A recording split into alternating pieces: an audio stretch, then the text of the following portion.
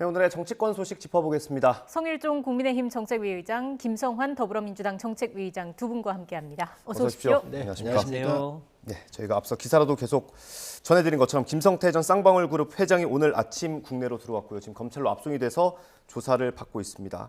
김 전 회장이 공항에서 어떤 얘기를 했는지 준비했고요. 이어서 한동훈 장관 목소리까지 들어보겠습니다. 이재명 대표 측이랑은 뭐 연락 주고받은 건 없으신 건가요? 없습니다. 정진영 망명 검사하셨다는 사실인가요? 없어요. 그래도 예. 쌍방울 전환 사찰 중에 변호사비로 흘러 들어간 건 없었을까요? 전혀 없습니다. 이재명 대표는 전혀 모르십니까? 연락한 적도 없고요. 측근들도요? 전혀 모릅니다. 수배 덮기 전에 검찰 수사관한테 비밀 정보 받으신 적 있나요? 없습니다. 상황. 변호사비 대납 의혹은 전혀 사실 무근이다 이런 입장이신 건가요? 예. 사회이사 선임권이나 뭐 이런 부분은 전혀 모르셨던 부분인가요? 알고 계셨던 건가요? 아니면 이 부분에 대해서는 명확히 말을 안 해주시는 것 같으세요? 나중에 검찰에서 다 밝혀질 겁니다. 해외에 도피한 중범죄자들이 못 견디고 귀국하기 직전에 자기 입장을 전할 언론사를 선택해서 일방적인 인터뷰를 하고 그리고 자기가 유리하게 보도되게 하고 그리고 관련자들에게 일종의 말맞추기 신호를 보내는 것은 과거에 자주 있었던 일입니다. 최근에 남욱 씨도 그랬고 최성원 씨도 그랬었죠. 그런데 그런다고 범죄 수사가 안 되지 않지 않았습니까? 이번에도 마찬가지일 겁니다. 네, 김성태 전 회장은 오늘 아침 인천공항의 모습이고요. 한동훈 장관은 어제 국회 출석했을 때 장면이었습니다. 한동훈 장관 얘기를 조금 부연을 하면 김성태 전 회장이 태국에 있을 때 이재명 대표 잘 모른다 이런 얘기를 했어요. 이제 그거를 뭐 어떤 신호로 보낸 거다 이런 식으로 해석을 했는데 어떻게 들으셨어요? 실제로요. 팩트로 얘기를 해야 되는데 이재명 대표도 쌍방울 레이 한번 산 거 외에는 모른다고 했잖아요. 네. 그리고 김성태 회장도 모른다고 했는데 이번 이 쌍방울 변호사비 대납 건은 사실상 준 사람도 없고 받은 사람도 없는 사건인데 마치 뭔가가 있는 것처럼 부풀리기를 한 거거든요. 지금 이제 실체가 드러나는 거 아닙니까? 잘 아시는 것처럼 그 변호사비 대납 사건은 그 이태영 변호사라고 지난번 이제 선거법 위반 사건의 변론을 맡았던 이태영 변호사가 소속돼 있는 그 로펌의 다른 변호사가 쌍방울의 M&A와 관련해서 거래를 했다는 건데 네. 그 변호사 이름이 이남석 변호사예요. 네. 윤석열 대통령 후배. 그 변호사가 돈을 받은 거거든요. 그래서 만약에 그런 일이 있었으면 가장 먼저 검찰과 윤석열 대통령이 알 수 있는 일인데 그럼에도 불구하고 아무 얘기도 안 나온 거 아닙니까? 그러면 실체가 없는 거죠. 근데 예. 너무 검찰과 언론이 부풀리기를 했는데 마침 김성태 회장이 이제 국내에 이제 송환된 만큼 진실이 확인되지 않을까 싶습니다. 예, 실체가 없는 것이다 말씀해 주셨는데 성 의장님은 어떻게 보세요? 참 재미나는 일이죠. 이재명 대표도 모르고 관련된 거 아무것도 없고 범죄 사실 아무것도 없다는 거잖아요. 네. KBS하고 인터뷰하면서 그렇게 얘기를 했어요. 그러면 왜 도망가요? 아니 국내에 있어야지요. 죄가 없는데 왜 태국으로 뭐 또 다른 나라로 인근 국가로 왔다 갔다 하면서 한국에 있는 사람들 불러다가 직원들 불러다가 유흥업소 직원 불러서 김치 가져오게 하고 회 갖고 오게 하면서 이런 돈을 왜 들였을까요? 저는 이해할 수 없다. 죄 없는 사람들이 왜 도망갑니까? 이분만 도망간 게 아니잖아요. 그 양 누구 있잖아요. 양선길인가? 이분 사촌인가 그래요. 이분도 도망갔잖아요. 재물을 총괄하고 있는 분도 도망갔어요. 예. 아니 잘못이 없는데 왜 회사의 핵심들이 다 도망가지요? 그렇게 해놓고 나서 지금 와가지고 이제 아마 제가 볼 때는 태국에서 붙잡혔는데 예. 태국에 생각을 해보세요. 그 감옥이라고 하는 곳이 어떻게 했어요? 못 견디겠죠. 말도 안 통하고 음식도 안 맞고 이러니까. 그러니까 들어온 것 같은데 제가 봤을 때는 왜 그럼 도망갔는가? 그리고 혼자도 아니고 사장도 도망가고 그 재물을 총괄하고 있는 이분도 도망갔으니 이거부터 다 설명을 해야 한다고 생각을 해요. 네. 예. 그 말씀을 주신 것처럼 이게 연결고리가 아예 없는 건 아닙니다. 이화영 전 부지사도 사실 쌍방울과 좀 연결이 돼 있지 않습니까? 왜 도망갔을까? 저도 이제 궁금한데 김성태 회장이 사업을 확장해 오는 과정을 보면 일종의 M&A나 무자본 거래나 이런 걸 통해서 사업을 확장해 온 거 아닙니까? 그 과정에서 그러니까 이재명 대표의 변호사비 대납과 관련되어 있는 이런 건이 아니라 다른 건으로 도피를 하지 않았나 싶습니다. 그러니까 본인이 이제 힘들었다 이런 얘기를 하는 거 아니겠습니까? 예. 실제로 이재명 대표가 선거법 위반 사건으로 이제 대법원의 무죄 파기환송을 받을 때 실제로 변호사비로 2억 원이 넘는 돈을 썼다는 거 아닙니까? 네. 그 돈도 사실은 엄청난 돈이에요. 그런데 마치 20억 원을 쌍방울에서 추가로 무슨 지원을 해준 것처럼 그거는 그야말로 명백한 허위거든요. 네. 그래서 차제에 그게 밝혀질 수 있을 거다라고 봅니다. 김성태 회장이 왜 도망갔는지 저도 궁금합니다. 아마 이 건이 아니라 다른 것 때문에 그러지 않았나 싶습니다. 다른 건은 상상할 수가 없는 게 이 사건하고는 상관없어요. 다른 사건은 수사도 개시를 안 한 거예요. 그런데 왜 도망가지요? 전 있을 수 없는 일이라고 생각을 해요. 그다음에 예. 이재명 대표께서 형수 욕설이나 이런 거 했었을 때 허위사실 요프로 이 저 방송 텔레비 나와가지고 그 얘기를 했잖아요. 그런데 그걸 부인한 거 아닙니까? 그래가지고 이게 대법원까지 갔는데 그렇게 큰 노폰 같은 데서는 2억 몇 천만 원 가지고 도저히 살 수가 없어요. 네. 변호사비가 얼마나 비싼데요. 전화 한 통 해주는데 전관예우 같은 사람들 1억 2억씩 받습니다. 네. 그런데 너무너무 화려한 사람들로 아주 어마어마한 변호인단을 꾸렸잖아요. 예. 이렇게 2억 몇 천만 원 가지고 이재명 대표가 쓸 수가 없어요. 그렇기 때문에 이 문제가 나오는 것이고 아까도 말씀 주셨는데 이화영 씨 같은 경우는 고문에다가 사회이사 했잖아요. 네. 그리고 이 이재명 지사의 변호를 맡았던 대부분의 사람들, 꽤 많은 사람들이 네. 쌍방울에 가가지고 사회이사랑 가잖아요. 예. 이걸 어떻게 설명할 거예요? 왜 연관 관계가 없습니까? 범죄자들이 다 부인을 하겠지요. 네. 그래서 그러면 지금도 항상 의문이 갖는 게 왜 도망갔을까? 떳떳하게 다른 사건이면 다른 사건들은 얼마든지 대응하면 되거든요. 예. 네, 그 이재명 대표의 변호사들이 대부분 민변 회장 출신이라는 거 아닙니까? 그래서 인권적으로 도의적으로 이제 그 변호인 명단에 올렸다는 얘기고요. 이태영 변호사가 변론을 총괄했는데 그 이태영 변호사랑 같은 로펌에 있는 이남석 변호사가 쌍방울 M&A 과정에서 20억을 받았다는 얘기 아닙니까? 네. 근데 그 이남석 변호사를 우리 국민들이 기억을 합니다. 언제? 윤석열 대통령이 검찰총장의 청문회를 할 때 윤우진 전 용산서장의 뇌물 사건의 변호사로 윤석열 당시 검사가 소개해 줬다는 거 아닙니까? 그 사람이 이남석 변호사입니다. 네. 그러면 윤석열 대통령의 후배 이 소위 이 특수통 출신의 검사가 변호사로 한 거예요. 그분에게 쌍방울에서 돈을 줬다는 겁니다. 네. 20억을. 그러면 그분이 친하기로 이재명 대표하고 친하겠습니까? 윤석열 대통령하고 친하겠습니까? 만약에 문제가 있었다면 벌써 문제가 들통나도 여러 번 들통이 났을 텐데 예. 정작 이태영 변호사가 변론을 총괄했는데 이태영 변호사는요. 가족의 친인척까지 다 압수수색을 했다는 거 아닙니까? 그런데 아무런 증거나 혐의가 발견되지 않았어요. 그러면 사실은 이미 검찰은 진실을 알고 있을 가능성이 높다고 봐야죠. 네. 그럼에도 불구하고 끊임없이 뭔가 이재명 대표에게 문제가 있는 것처럼 일종의 없는 먼지까지 털어내는 그런 수사를 한 거 아닌가. 예. 그야말로 너무 야비하고 너무 심하다. 이런 판단을 듭니다. 지금도 본인이 예. 만약에 무슨 문제가 있었으면 그 사실대로 얘기했을 텐데 실제로 본인도 이재명 대표를 모른다는 거 아닙니까? 예. 그래서 그야말로 실체가 없고 다른 건이다. 예. 그걸 부풀리게 했다 이렇게 봅니다. 아니, 김성환 의장님 말씀을 하시는데 윤석열 대통령은 쌍방울하고는 아무런 관련이 없어요.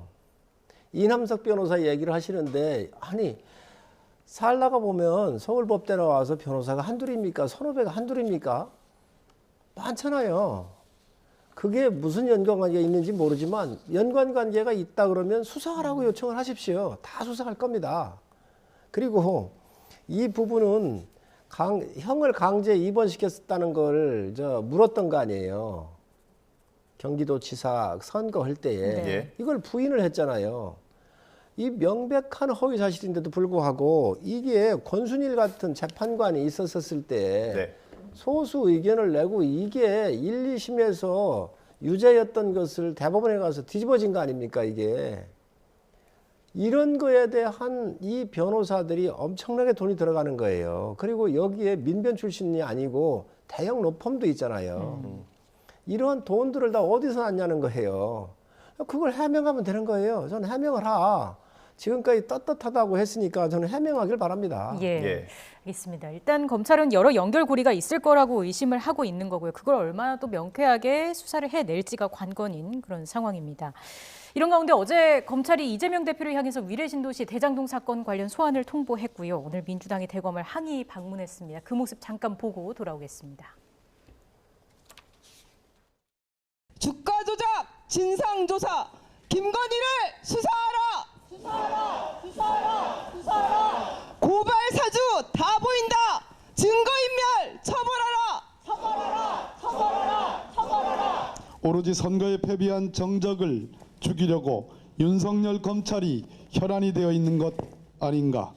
이쯤 되면 법이 외관을 빙자한 사법살인이라 할 만하다. 전 정부 인사와 야당 인사에 대한 정치 탄압 수사는 전방위적 무차별적으로 진행되는 것과 달리 윤석열 대통령 일가에 대한 수사는 면죄부로 일관하고 있다. 먼저 김 의장님께서 민주당의 입장 다시 한번 좀 정리를 해주실까요? 그러니까 윤석열 대통령이 취임한 지가 벌써 8개월이 넘었잖아요. 네. 근데 국민들이 대통령실 옮긴 거 말고 잘하는 게 뭐 있냐. 경제도 그렇지, 뭐 외교도 그렇지, 무인기로 서울 하늘은 뻥 뚫렸지, 외국막 나가면 실수하지, 뭐 이런 것 때문에 기억나는 게 별로 없습니다. 딱 하나 기억나는 거는 문재인 정부 흠집 내기, 이재명 죽이기, 요거만 하고 있다는 건데요. 그러니까 이번 설 밥상에 그 윤석열 정부의 여러 가지 무능이나 실책이나 이 불공정하고 몰상식한 이런 게 밥상에 올라올까 봐 또다시 지금 소환 6일 만에 또 지금 소환하겠다고 하는데 네. 그거를 설 후에 소환해도 될 것을 설 전에 소환하겠다고 언론 플레이 하는 거 아닙니까? 너무 과하죠. 야당 대표에 대해서 더군다나 최근에 정영학 녹취록 전문이 공개됐는데 네. 어디에도 이재명에게 무슨 불법 자금이 흘러갔다는 얘기가 전혀 없지 않습니까? 거의 조선 왕조실록에 가까운 1,300페이지가 넘는 녹취록에도 이제 그런 상황에서 아무런 혐의가 없는데 야당 대표를 소환 조사를 또 하겠다고 하는 건 예. 너무 무리하다. 참 해도 너무한다. 이런 느낌을 지울 수가 없습니다. 근데 저는 민주당이 아주 전통이 있고 대한민국 발전에 민주화라든지 여러 가지 어려움이 있었을 때마다 큰 역할을 했었던 훌륭한 정당이라고 생각을 해요. 네. 또 저희 정당은 또 산업화 같은 거 할 때 큰 역할을 했고, 근데 지금 이재명 대표 때문에 민주당이 한 발짝도 못 나가요. 있을 수 없는 일이에요. 대한민국 발전에 지금 현재 이재명 대표와 민주당이 이게 지금 방탄의 당 전체가 지금 앞장서 있는 그런 느낌이 있잖아요. 네. 전 이것을 벗어내야 한다고 생각을 하고 예. 지금 박범계 전 장관을 비롯해 가지고 의원들이 항의 방문을 했다 그러는데 김건희 여사 뭐 주가 조작 얘기를 하고 있잖아요. 자기가 대답할 사항이에요. 자기가 그 당시에 검찰 법무부 장관하고 수사 지휘권 발동하고 했던 사람 아닙니까? 자기가 있으면서 친문 검사들 넣고 조사해서 아무것도 기소 못하고 나서 이게 또 이재명 대표의 사건하고 무슨 연관성이 있습니까? 그리고 박해를 받는다 그러는데 이재명 대표는요, 이게 연관이 안 된 사람이 없잖아요. 지금 네. 조폭들하고 연관돼 있는 거 아니에요. 토착 세력하고 연관이 돼 있어가지고 대장동을 이러한 설계하고 본인이 결정한 사람이잖아요. 네. 자, 그러면 이거에 대해서 본인이 더 명백하게 밝혀야지요. 그게 아니고 지금 정치적 박해받고 정적 제거하려고 한다고 그러는데요. 윤 대통령은 정적이 이재명 대표가 될 수가 없습니다. 이제 윤 대통령은 경쟁할 사람이 없어요. 대통령 잘하고 끝나면 끝나는 거예요. 그런데 무슨 정적이라고 생각을 하세요? 이 정적도 아니에요. 근데 지금 정적 제거하려고 한다고 그러는데 그 도저히 국민들께서 받아들일 수 없는 지금 논리를 저는 가지고 이렇게 얘기를 하고 있다라고 생각을 해요. 예. 뭐 잘 아시겠습니다만 이 대장동 건이 하도 복잡해가지고 국민들이 전체 맥락을 잘 이해하기 어려우실 수도 있는데 처음에 국민의힘 쪽 사람들이 이 대장동 전체를 민간 개발을 하려고 했어요. 100%. 네. 그때 이명박 대통령이 LH에 지시해서 LH가 하지 말라고 해서 LH가 포기하거든요. 민간 개발로 100% 넘어가려고 하는 거를 이재명 시장이 취임하자마자 그렇게 하면 민간이 너무 폭리를 갖게 되니까 100% 공영 개발을 하겠다 이렇게 했어요. 네. 그런데 당시에 이제 성남시의 의원들의 다수가 국민의힘 소속이다 보니까 그걸 못하게 막았죠.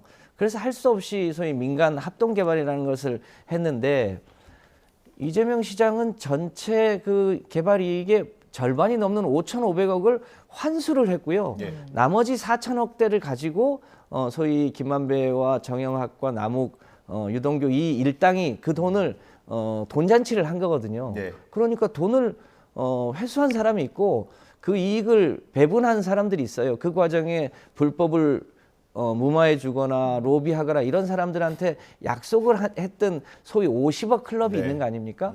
그래서 검찰이 그 돈의 흐름을 추적하면 되는 일인데 돈의 흐름은 추적하지 않고요. 오로지 이재명 대표를 죽이겠다고 해서 오로지 초점을 이재명 대표에게 맞추고 있는 게 이 사건의 핵심이거든요.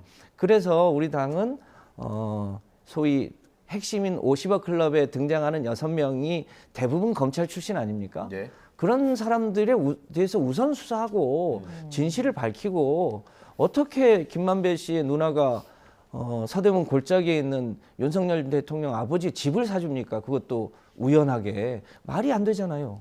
부산저축은행 때문에 피해본 사람이 너무너무 많은데 유일하게 그 부산저축은행에서 1,000억 원 이상의 대출을 받은 사람 중에 유일하게 조사와 수사와 이 검찰의 이 수사를 피해간 사람이 이 대장동 일당에 포함되어 있지 않습니까? 네. 이런 것들을 수사를 하는 게 본류인데 그거는 하지 않고 이재명 대표만 수사하는 것 자체가 너무너무 불공정하고 무리하다. 예. 이게 저희 당 판단입니다. 알겠습니다. 저는 의장님의 말에 동의할 수가 없어요.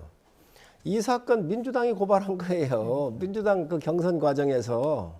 그리고 민주당이 이 사건을 수사를 한 거예요. 문정부 시절에.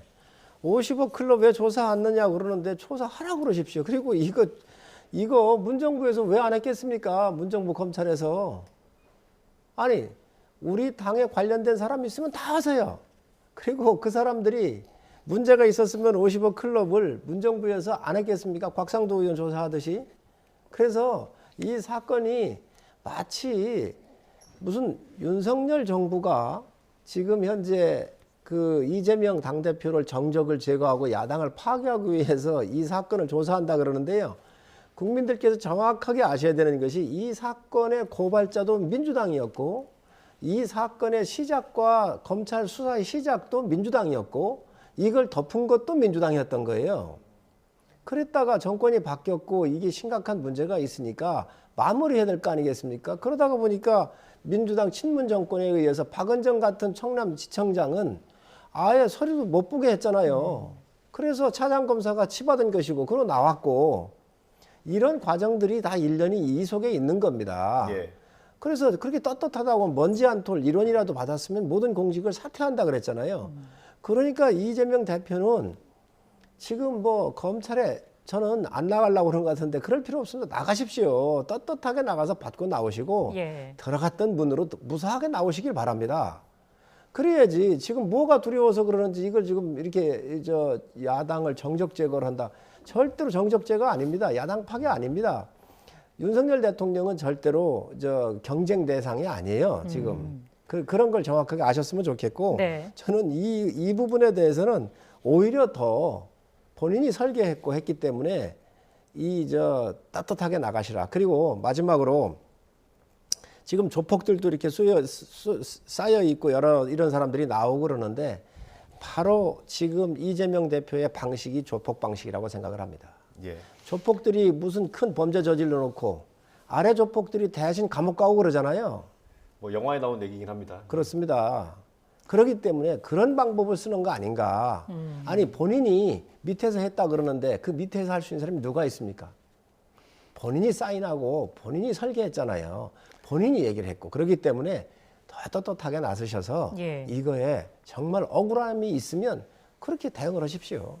당연히 뭐 그렇게 해야 되는 게 맞겠죠. 네. 진실이 감춰지기야 하겠습니까? 그런데 여전히 검찰이 특정한 의도를 가지고 있어서 이제 생기는 문제인데 앞서도 얘기했지만 이재명 시장이 전체 설계를 초기에 한 게 맞습니다. 예. 그러니까 100% 민간 개발업자들이 모든 이익을 다 취하려고 하는 거를 100% 공영 개발을 하려고 했다가 당시 국민의힘 쪽에 다수 성남시 의원들이 그걸 못하게 막는 바람에 소위 이제 민간 합동 개발 방식까지 설계한 건 맞고요. 그러니까 그 설계는 맞습니다. 다만 그 이후에 진행 과정들이 있었고 그 진행 과정에서 소위 대장동 일당이 여러 가지 것을 이제 뒤에서 부당하게 이익을 취한 과정이 있죠.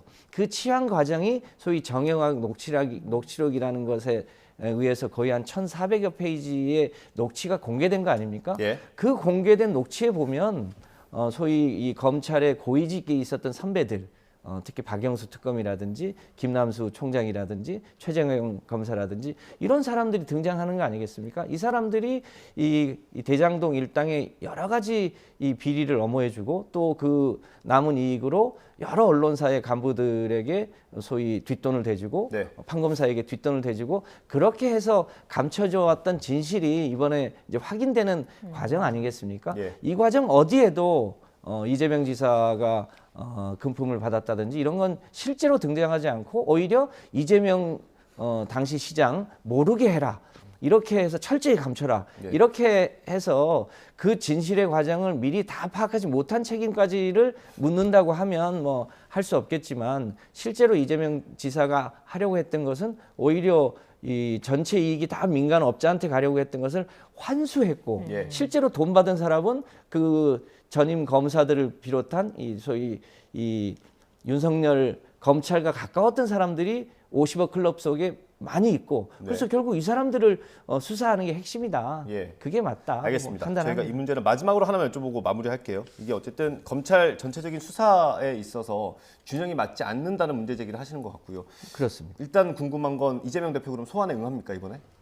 뭐 아직까지 결정된 건 없습니다만 저는 전체적으로 우리 당이 판단하는 것은 매우 부당하고 무리하다 이런 건 맞습니다. 예. 그런데 이 부분에 대해서 어떻게 할 것이냐 이 부분에 대해서 우리 당의 다수는 이것은 검찰의 명백한 정치 탄압이기 때문에 이번에는 응하지 않는 게 좋겠다고 하는 게 다수 의견입니다만 그게 다수 의견입니까? 그렇습니다. 그런데 이제 실제로 이재명 대표가 어떻게 결정할지는 아직 정해진 바는 없습니다. 좀 더 기다려 이 봐야 할 것 같고요. 사건에 대해서 보면 예. 우리 의장님 말씀하시는데 민간들이 개발하겠다고 하는 건 그건 당연한 거예요.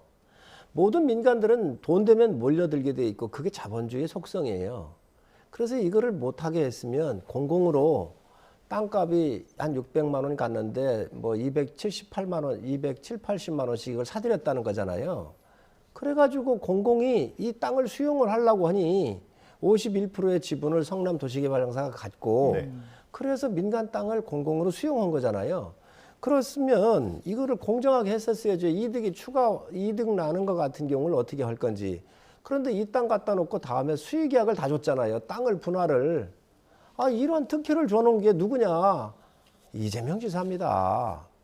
지금 이 돈의 저수지가 묻혀 있는데 이 돈의 저수지를 지금 추적하고 있는 거 아니에요. 자, 그러다가 보니까 어제 모 방송에서도 얘기를 했지만 400 몇십억을 다른 사람 명으로 지금 해놨다는 거 아니에요. 이런 부분들이 있으니까 저는 당당하게 나가서 이 네. 부분 밝히시라는 겁니다. 알겠습니다. 여기서 이 주제를 좀 마무리하고요. 다음 이야기를 좀 나눠보겠습니다. 국민의힘 전당대회 얘기를 해볼 텐데 당내 감정 싸움이 깊어지고 있는 모습이고요. 그 중심에 나경원 전 의원이 있습니다. 아직까지 출마 여부를 밝히지는 않았습니다만은 당권 주자의 행보를 사실상 이어가고 있는 거 아니냐 이런 분석이 많거든요. 좀 의미를 부여할 수 있을까요? 우선 출마가 포기를 하든 선언을 하든 자기의 시간이잖아요. 네. 그러니까 여러 가지 계산을 하겠지요. 그래서 그 기간 동안에 나올 건지 말 건지에 대한 여러 가지 그 정치 행보를 통해서 그 행보가 주어지고 반응을 보면서 또 결정할 거라고 보여지고요. 어느 누구도 예단할 수는 없지만 어쨌든 그런 과정을 밟고 있는 거 아닌가 생각을 합니다. 항상 전당대회 얘기가 나올 때 되면 이제 의견을 내시는 걸 좀 조심스러워하시는 것 같습니다. 나경원 전 의원이 어제는 전 대통령 묘역에 가서 참배를 했고요. 오늘은 대구를 간다고 합니다. 당선인 시절에 윤석열 대통령이 당선인 시절에 갔던 곳인데 거의 당권 주자 행보라고 봐도 되지 않습니까? 네, 뭐 나경원 전 대표가 출마하느냐 마느냐는 것에 대해서 민주당이 뭐 입장 표명을 하는 건 적절치 않을 텐데 이 과정에서 보여지는 소위 정부와 여당의 행태, 특히 윤석열 대통령의 행태는 매우 우려스럽습니다. 왜냐하면 본인이 말할 때마다 당무에 개입하지 않는다고 하면서 사실상 소위 비윤, 반윤을 그냥 노골적으로 쳐내기를 하고 있는 거 아닙니까?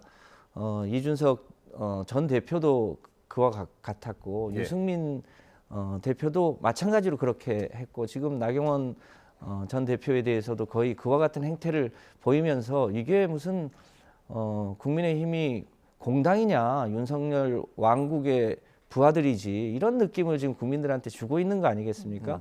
이것 자체가 문제라고 보여집니다. 네. 그 오랜 동안 당이 쌓아왔던 룰도 그러니까 민심과 당심을 7대3으로 반영하는 것도 당원 100%로 바꾸는 게 윤석열 대통령 말 한마디에 의해서 바뀐 거 아니겠습니까? 이런 과정 자체가 매우 민주주의를 후퇴시키고 있는 거 아닌가 이런 우려를 금하지 않을 수 없습니다. 좀 민심을 잘 반영하셨으면 좋겠습니다. 말씀해 아무래도 주시죠. 이런 문제가 나오면 우리 김성환 의장님이 말씀하시기가 좀 좋지요. 친윤 반윤 하는데 다 친윤입니다. 네. 만약에 윤석열 대통령께서 실패한 대통령이 되면 그와 관련된 모든 당이 전체가 다 영향을 받지요. 그렇기 때문에 친윤이 있고 뭐 비윤이 있는 건 아니고 다 친윤인데 또 이 정부의 성공을 위해서 일하는 사람들이니까 다 함께 할 텐데 생각에 또 정치적인 지향점들이 좀 틀린 면은 있습니다. 그런 면에서 국민들께서 보시면 될 것 같고 원래 권력이라고 하는 것은 늘 싸움을 속성으로 갖고 있잖아요. 옛날 같으면 전쟁으로 땅을 뺏고 사람을 죽이고 노예를 삼잖아요. 지금 민주주의가 되면서 예를 들면 여야의 싸움의 장소를 국회를 만들어서 이곳에 가서 정책적으로나 정치적으로 한번 다퉈보고 싸워봐라. 그리고 이곳에서 경쟁을 하라고 만들어주는 곳이 이제 국회인 것이고 또 당권은 또 당권대로 또 당에 나름대로 생각이 있기 때문에 그 주자들이 나와서 자기 생각들 간에 부딪히고 있는 겁니다. 이런 것들이 오히려 민주적인 정당이지 획일적으로 누가 하겠다 그러면 거기에 다 줄 서버리고 경쟁도 없다고 한다면 이런 거야말로 공산당이나 뭐 그렇게 할 수 있는 것이지요. 어떤 면에서 보면 당이 활기 있고 나름대로 정상적으로 작동되고 있다고 생각을 합니다. 당이 민주적으로 운영된다면야 뭐라고 하겠습니까? 우리 국민들이 걱정할 일도 없죠. 그런데 아픈 추억이 있지 않습니까? 박근혜 대통령 때 소위 친박, 진박, 비박, 탈박, 월박 뭐 이렇게 하면서 소위 진박 간별사들이 나서서 공천을 좌우하니까 옥새 들고 나르샤도 등장하고 그랬는데 지금 국민의힘이 소위 친윤, 비윤, 반윤, 뭐 탈윤 뭐 등등 해서 오로지 이 국민의 민심을 받드는 게 아니라 소위 윤심을 받드는 것에 올인하고 있고 그렇지 않으면 이제 공천에 지장이 있을까 봐 그렇게 행동하는데 국민들이 다 지켜보고 있습니다. 그런 면에서 윤석열 왕국을 만드는 이런 방식은 조금 지양하셔야 되지 않을까 그런 걱정이 듭니다. 의장님께서 보시기엔 그러면은 여당의 대표로 누가 적합하다고 보세요? 그러니까 실제로 대한민국이 민주공화국인데 국민의 뜻을 받드는 사람이 돼야겠죠. 오로지 이 윤심만을 쳐다보는 사람이 돼서야 되겠습니까? 민주당 입장에서 누가 무서운지 여쭤보겠습니다. 특별히 뭐 무서운 사람이 있는 건 아니고 저희는 이제 저희 당 일을 잘하는 게 숙제겠죠. 알겠습니다. 예. 저희가 시간이 한 4분 정도 남았는데 오늘 꼭 다뤄야 될 문제가 있어서 그거 마지막으로 다뤄보겠습니다. 이태원 참사 국정조사가 특위가 오늘 그 기한이 끝납니다. 55일 동안의 기간이 끝나는데 사실 뭐 특별한 성과라고 할 만한 게 없었던 게 사실입니다. 그런 평가가 많았고요. 일단 민주당에서는 이게 부족하다, 더 뭔가 해야 된다는 입장이시지 않습니까? 그렇습니다. 그 유족들이 이 국정조사 과정에서 너무너무 가슴 아파했습니다. 특히 국민의힘이 국정조사를 하는 건지 국정방해를 하는 건지 모를 정도로 사실상 굉장히 중간중간에 사보타지를 많이 했거든요. 그것 때문에 그 생태 같은 자식을 잃은 그 부모들 마음이 오죽했겠습니까? 이제 그런 것들 때문에 진실규명이 충분히 되지 못한 아쉬움이 있습니다. 예. 행안부 장관의 책임이 있다는 것을 확인은 했지만 여전히 그 과정에 특히 왜 교통 통제를 제대로 못했는지에 대한 그 실체가 명확하게 잘 구별이 안 됐고요.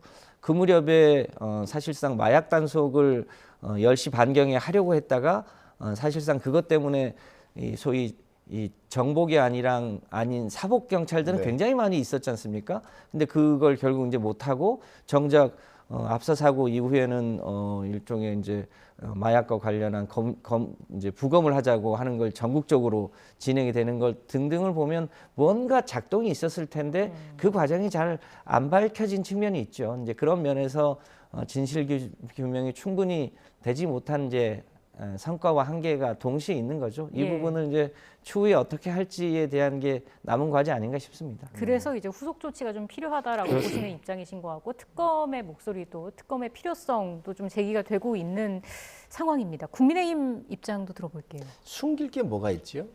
이 사건은 사전에 계획되거나 아니면 문서가 뭐 조작되거나 이런 게 아닙니다. 갑자기 몰려나온 인파에 대한 통제를 못했기 때문에 벌어진 일들이에요. 여기에서 절대로 숨겨야 될 이유가 하나도 없습니다. 두 번째, 마약 얘기를 하셨는데 마약을 단속했다고 한다면 그거는 지극히 공부적으로 해야 될 일들이에요. 그런데 마약 단속하는 사람이 예를 들면 사복경찰로 있는데 거기에서 다른 일을 할 수가 없었겠지요. 자기가 부여진 임무가 있기 때문에. 근데 너 마약 단속으로 가가지고 예를 들면 왜 교통 통제를 안 했느냐 이렇게 묻는다고 한다면 글쎄 그 물을 수 있는지 내가 모르겠지만 업무가 정확하게 특히 마약 단속은 비밀리에 해야 될 거 아니겠습니까? 신분을 드러내면 안 될 거 아니겠어요? 이런 것들이 이 사건하고 무슨 관련이 있는가? 여기에는요 야당이 더 잘할 거예요. 숨길 게 아무것도 없습니다. 그래서 있는 그대로 그 진상을 밝히면 되는 것이고 거기에는 저희가 다 협조를 했지요. 네. 또 이 기간도 연장도 다 하지 않았습니까? 예. 그런데 여기에 뭐 더 나올 게 있는지 모르겠는데 지금 야당에서 하는 거야말로 정말 이 안타까운 죽음을 통해서 오히려 정쟁화하고 있는 거 아닌가. 예. 그렇기 때문에 국민들이 이 바라보는 시각도 좀 공정하게 하고 저 냉정하게 정말 원인을 파악을 해서 나오는 원인에 맞게 다음에 이런 대형의 안전 재난이 나오지 않도록 대책을 세우라는 거 요구 아니겠습니까? 그런데 이게 특검을 요구하고 하는데 특검도 간다고 하면 목표가 있어야 될 거 아니겠어요? 뭐가 잘못됐기 때문에 특검이 정확하게 방향성이 있고 못한 부분이 뭐기 때문에 그 목표를 가지고 가야 될 건데 그 부분에서 동의하기가 어렵습니다. 그래서 예. 저는 야당이 뭐를 주장해도 다 좋은데 예. 이러한 안타까운 이런 젊은이들의 이 사고를 통해서 오히려 정쟁화하는 것은 정말 자제해야 될 일이다라고 생각을 합니다. 예, 의장님 마지막으로 짧게 하나만 여쭤보겠습니다. 이게 사실 경찰 특수본 수사도 끝이 났고요. 이제 국조 특위도 활동을 마무리하면 사실상 이 참사의 진상조사가 일단락되는 거 아니겠습니까? 윤석열 대통령이 앞서 그 정무적 책임도 책임이 있는 사람한테 물어야 된다는 발언도 했고요. 근데 유족들은 이상민 장관의 책임을 계속해서 주장을 하고 있습니다. 이상민 장관이 정무적 책임을 질 정도가 된다고 보십니까? 사실 정무적이라고 하는 것은 판단 기준이 굉장히 애매모호해요. 급하면 정무적 책임도 가게 되는 것이고 급하지 않으면 천천히 가도 되는 거잖아요. 그렇기 때문에 이 사건의 전체를 놓고 아마 대통령께서도 판단을 하실 거라고 생각을 합니다. 네, 알겠습니다. 두 분 말씀 여기서 마무리하겠습니다. 지금까지 성일종 국민의힘 정책위의장, 김성환 더불어민주당 정책위의장 두 분과 함께했습니다. 고맙습니다. 네, 감사합니다. 고맙습니다.